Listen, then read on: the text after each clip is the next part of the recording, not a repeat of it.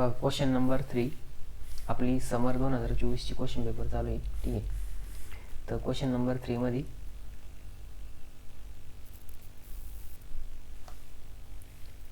मधला ए आपल्याला सॉल्व करायचा आहे. ठीक आहे, तो क्वेश्चन नंबर 3 काय, सॉल्व एनी 3 आणि 12 मार्काचा आहे, म्हणजे 3 चौक 12.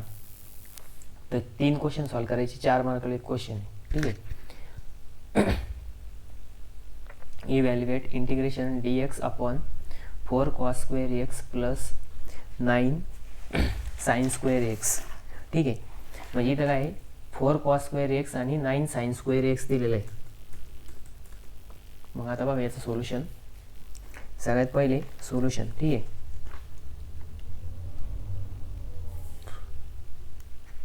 Solution let's I equals to integration of dx upon 4 cos square x plus 9 sin square x. ठीक आहे, मग बघा आता इथं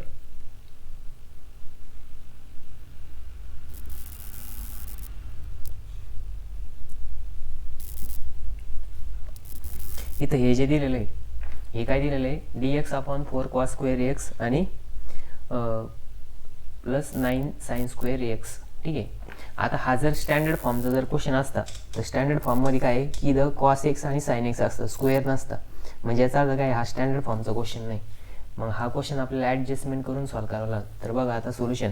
इथं बघा, इथं ऑब्झर्व करा, वरती dx दिलेलं आहे, इथं cos square x plus 9 sign square x आहे. आपण काय करू, इथं डिनॉमिनेटर आणि न्यूमरेटरला काय करू, डिवाइड करू. कशाने, कॉस स्क्वेअर एक्सनी. कारण की इथं कॉस स्क्वेअर एक्स कॅन्सल होऊन जाईल, फक्त 4 राहील. आणि साइन स्क्वेअर एक्स आपण cos square x tan square x होईल.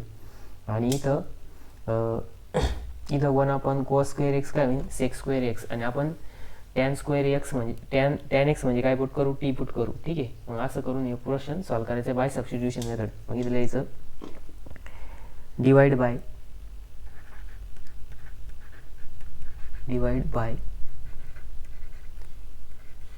cos square x to numerator and denominator.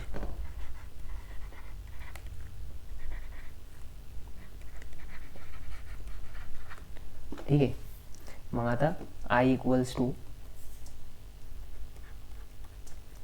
Integration of, बघा आता न्यूमरेटरला काय आहे, dx upon cos square x. ठीक आहे, अपॉन इथं काय येणार, 4 cos square x plus 9 sign square x divide by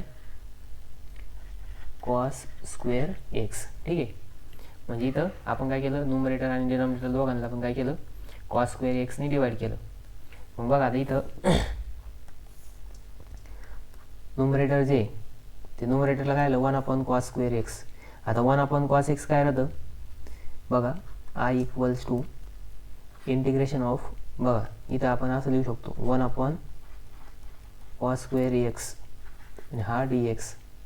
आणि इथं पुन्हा अपॉन इथं काय 4 कॉस स्क्वेअर एक्स अपॉन, आता बघा हा जो डिनॉमिनेटर हा सेपरेट करायचा, पुन्हा cos square x plus 9 into sine square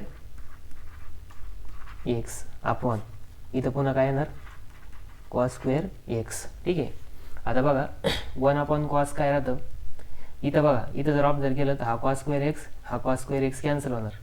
आणि 1 अपॉन कॉस एक्स काय राहतं, सेक स्क्वेअर एक्स राहतं. ठीक आहे, आणि sine x upon cos x काय राहतं, टॅन एक्स राहतं. Sorry, sine x upon cos x equals to tan x. मग बघा इथं काय आहे की 1 अपॉन कॉस स्क्वेअर एक्स आहे, म्हणजे स्क्वेअर आहे, म्हणजे इथं काय होणार, सेक स्क्वेअर एक्स होणार. ठीक आहे, इथं काय होणार सेक स्क्वेअर एक्स. मग इथं लिहायचं I equals to integration of, बघा sec square x dx upon आता बघा इथं तर 4 राहिला फक्त, प्लस 9 इंटू, आता इथं काय आहे बघा, आता इथं 9 into sine square x upon cos square x, sign square x upon cos square x काय होणार आहे, टॅन स्क्वेअर एक्स होणार, काय होणार, टॅन स्क्वेअर एक्स. मग आता आपलं हे इक्वेशन नंबर 1 बनलं. ठीक आहे, याला इक्वेशन नंबर 1 नाव देऊ, दुसऱ्या पेननं नाव देऊ वाटलं तर. ठीक आहे, याला इक्वेशन नंबर 1 नाव देऊ. ठीक आहे, मग आता इक्वेशन 1 मध्ये आपण काही ॲडजस्टमेंट करू शकतो का, बघा इथं 4 आहे, इथं टॅन स्क्वेअर एक्स आहे आणि इथं वरती सेक स्क्वेअर एक्स आहे. बघा जर आपण t equals to tan x put केलं तर इथं टी स्क्वेअर होणार आणि टॅन एक्सचा डेरिव्हेटिव्ह काय येतो, सेक स्क्वेअर एक्स येतो. मग हा सेक स्क्वेअर एक्स आपण काय करू शकतो, डी टीच्या रिप्लेसमेंटमध्ये करू शकतो. ठीक आहे, मग इथं लिहायचं पुट,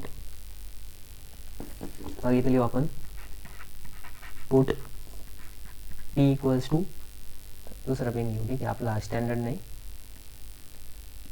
कलर कॉम्बिनेशन. ठीक आहे, put t equals to tan x. मग टी इक्वल्स टू जर टॅन एक्स पुट केला आपण तर आपण इथं डिफरन्शिएट करू आता. ठीक आहे, differentiate with respect to x. मग एक्सच्या रिस्पेक्टमध्ये जर डिफरन्शिएट केलं तर काय येणार, d t upon d x is equals to tan एक्सचा डेरिव्हेटिव्ह काय येतो, सेक स्क्वेअर एक्स येतो आणि हा डी एक्स इकडं डिवाइडला इकडे गेलं काय होईल, मल्टिप्लाय होईल. म्हणजेच डी टी इक्वल्स टू काय येणार, सेक स्क्वेअर एक्स. मग बघा आता डी टी इक्वल्स टू काय आलं, सेक स्क्वेअर एक्स आलं. मग आता आपण काय करू शकतो, इक्वेशन 1 मध्ये पुट करू शकतो. मग इथं लिहायचं पुटिंग इन इक्वेशन 1 काय पुट करायचं, t equals to tan x आणि d t equals to sec square x आणि इथं हा डी एक्स इकडे मल्टिप्लायला होता, हा इकडे जाऊन सॉरी इकडे डिवाइडला होता, इकडे गेलं काय झाला, हा डी एक्स इकडे मल्टिप्लाय झाला. ठीक आहे, हा डी एक्स. मग इथं लिहू आपण t equals to tan x and dt equals to sec square x dx. ठीक आहे, मग आता इक्वेशन 1 काय बनन बघा, I equals to integration of, मग इथं इक्वेशन फर्स्ट काय आहे, sec square x d x, म्हणजे ही जी टर्म आहे पूर्ण ही टर्म म्हणजेच काय आहे, डी टी झालं. ठीक आहे, आणि हा 4 as it is plus 9 as it is आणि टॅन एक्सच्या जागेवरती आपल्याला काय करावं लागेल, आता इथं टॅन स्क्वेअर आहे म्हणजे टी स्क्वेअर करावं लागेल. ठीक आहे, मग इथं लिहायचं डी टी अपॉन इथं काय येणार 4 as it is plus 9 into tan square x, tan square एक्सलाच काय म्हणतात, टी स्क्वेअर म्हणतात. ठीक आहे, का, कारण की t equals to tan x आहे, मग tan square x equals to t येणार, टी स्क्वेअर येणार. ठीक आहे, मग बघा आता इथं हा स्टँडर्ड फॉर्ममध्ये आलेला आहे, पण इथं कोएफिशियंट ऑफ टी काय इथं 9 आहे. मग बघा आपल्याला काय करावं लागेल, याच्यामधलं 9 कॉमन घ्यायचं. मग जर 9 जर कॉमन घेतलं इथं काय होणार, इंटिग्रेशन डी टी अपॉन, बघा आपण जर याच्यातून 9 कॉमन काढलं तर इथं 4 ॲज इट इज, 4 मध्ये 9 आहे का नाही, हा डिवाइड करला, कारण की हा जर मध्ये मल्टिप्लाय केला 9 9 कॅन्सल होणार, प्लस आता इथला 9 बाहेर गेला म्हणजे इथं काय राहिलं फक्त टी स्क्वेअर राहिला.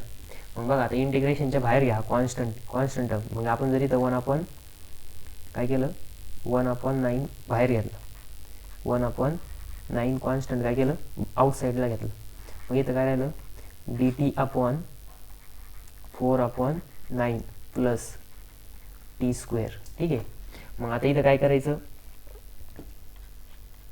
मग बघा इथं काय करायचं आता, इथं जो 4 अपॉन 9 आहे आपण त्याला काय करू शकतो,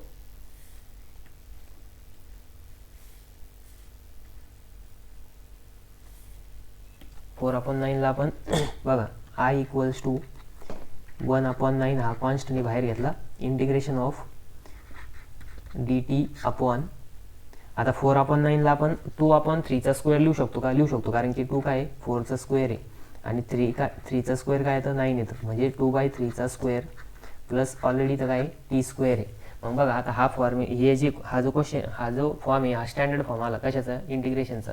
मग आपल्याकडे काय फॉर्म्युला स्टँडर्ड फॉर्मचा, integration of 1 upon a square plus x square d x. मग याचं एक्सपान्शन काय येतं 1 upon a tan inverse of x upon a plus c. ठीक आहे, मग याच्यानुसार आपण काय करणार आता, याचं एक्सपान्शन करणार.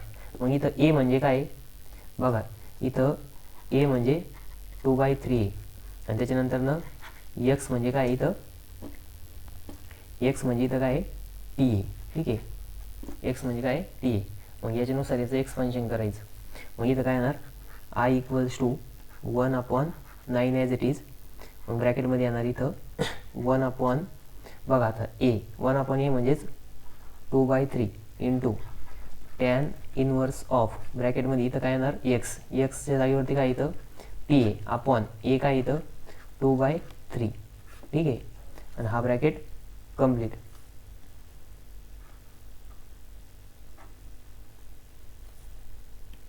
पुन्हा इथं हा main bracket complete plus c. मग बघा आता इथं हा जो 1/9 आहे हा मध्ये मल्टिप्लाय होईल. मग मध्ये जर मल्टिप्लाय केला तर इथं काय होणार, हा 3 1 3 3 3 9 म्हणजे 3 3 9. मग इथं काय येणार बघा, इथं हा 3 × 2 1/6 होणार आणि इथं हा tan inverse as it is. मग ब्रॅकेटमध्ये बघा इथं काय येणार, ब्रॅकेटमध्ये परत हा जो 3 आहे छेदाचा छेद उलटून गुणाकार होतो म्हणजे हा वरती जाऊन डिनॉमिनेटरला मल्टिप्लाय होणार म्हणजेच 3t/2 bracket complete plus C.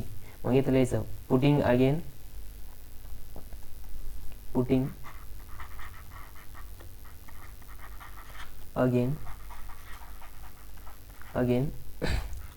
T equals to tan x, कारण की आपलं ओरिजिनल काय आहे टीच्या जागेवरती tan x पुट करायचं. मग इथं काय होणार, आय इक्वल्स टू 1/6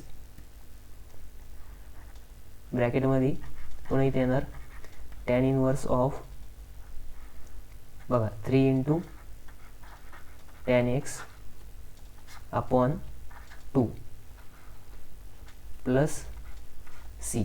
ठीक आहे, मग हे काय आपलं फायनल आन्सर आलं.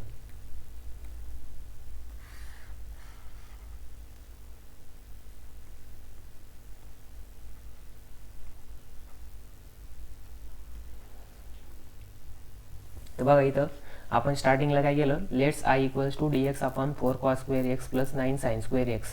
आता बघा हा क्वेश्चन स्टँडर्ड फॉर्मचा आहे की नाही आपल्याला कशावरून कळलं, इंटिग्रल बाय फॉर्मचा आहे की नाही हे कशावरून समजलं, कारण की इथं इंटिग्रल बाय फॉर्मचा जर असला तर cos² नसतो आणि sin² नसता, स्क्वेअरची टर्म नसती, cos x असतं आणि sin x असतं. तर मग त्यासाठी आपण काय केलं, ॲडजस्टमेंट केली. मग इथं काय केलं, divide by cos² to numerator and denominator दोघांना पण डिवाइड केलं.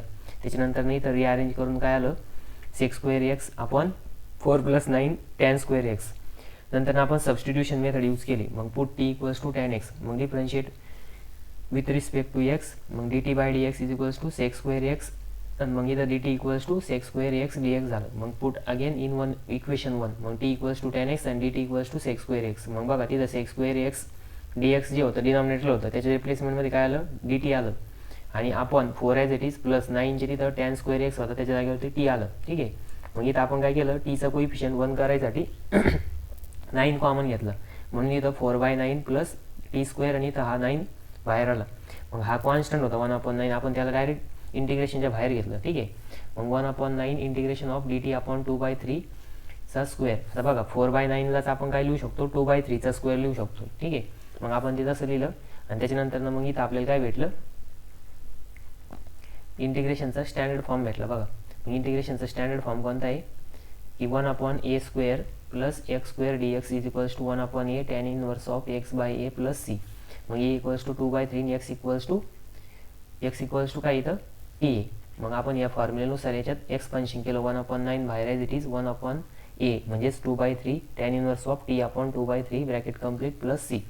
मग इथं हा 3 आणि हा 9 काय आला, कॅन्सल झाला म्हणजे इथं भाग गेला 3 3 9 आणि 9 आणि 2 काय गुणाकार झाला 1/6. मग I equals to 1/6 tan inverse of 3 आता बघा हा जो आहे डिनॉमिनेटरला जो मल्टिप्लाय झाला 3t/2 प्लस सी आणि putting again t equals to tan x, I equals to 1/6 tan inverse of 3. बघा आता टीच्या जागेवरती आपण tan x पुट केला ना अपॉन 2 तसंच प्लस सी. मग बघा हे त्याचं फायनल आन्सर आलं.